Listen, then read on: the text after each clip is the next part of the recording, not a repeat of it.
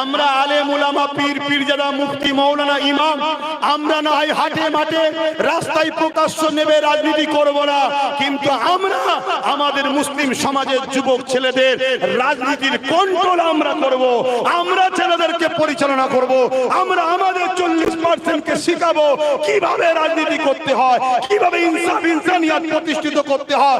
এটা যখন ইসলামে হারাম নয়, তাহলে আমরা উলামারা কেন পিছিয়ে আছি?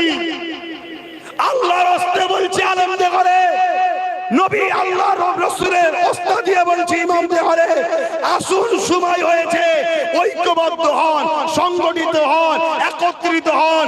আপনার যদি মনে হয় আব্বাস সিদ্দিকী তোমার কথা শুনলে আমার 3000 টাকা চলে যাবে, আমি আপনাকে জবান দিয়ে যাচ্ছি, আমি যে রাস্তা দেখাচ্ছি এই রাস্তায় একটু চলুন, হয়তো চলতে গিয়ে একটু কষ্ট হবে, কষ্ট যত বেশি হয় ফল তত মিষ্টি হয়।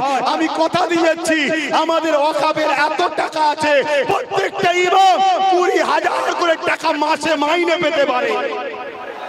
কেন বুঝছেন না আপনারা?